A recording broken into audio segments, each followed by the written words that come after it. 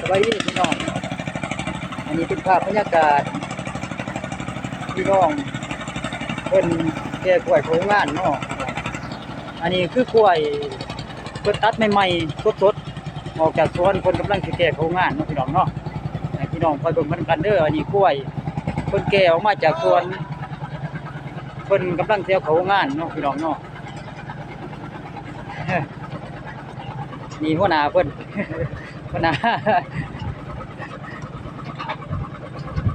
าพี่น้องมาแต่ประเทศเวียดนามเพิ่นก็อันนั้นกำลังสิเอากล้วยออกจากนอกแล้วสิเอาเข้าสลิงพี่น้องเนาะคอยเบิ่งไปนำกันกล้วย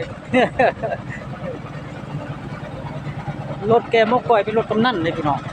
รถกำนันขนาดใหญ่ตอนนี้พนักงานเพิ่นกำลังเอารถออกจากเนาะรถกำนันสิไปแก้กล้วยต่ออีกพี่น้องมกกล้วยแต่ละมกนะพี่น้องคันรถบ่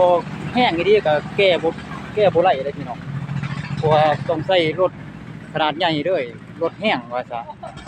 จังแก้มกกล้วยไหลอันนี้คือพนักงานเพิ่นกำลังสิแบกกล้วยโอ้สดิ้งเนาะ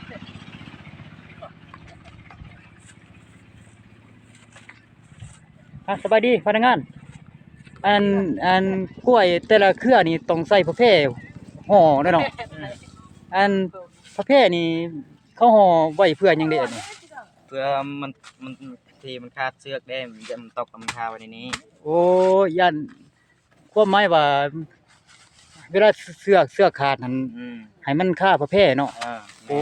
บัดนี้ประเภทนี่ก็กันอันให้ย่านกล้วยซับหยังเนาะแม่นโรยๆเจ้า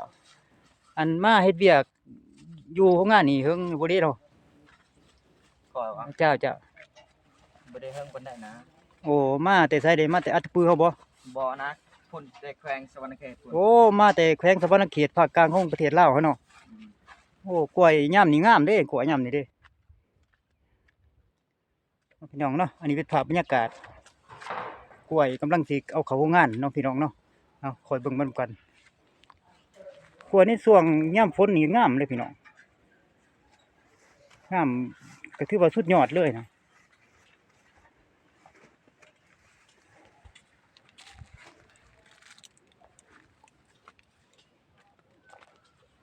อันนี้เป็นภาพบรรยากาศโซนกล้วยพี่น้องงามดีกล้วยช่วงฤดูฝนเฮา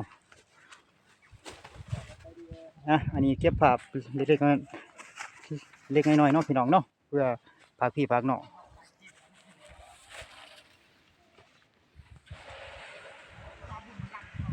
ขอขอบใจเด้อพี่น้องเอ้ย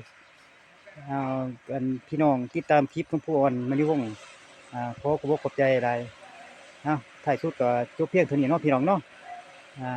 เก็บภาพเล็กๆน้อยๆภาคพี่ภาคน้องในบรรยากาศตอนเที่ยงสิเข้าเวียกพี่น้องขอขอบใจเด้อพี่น้อง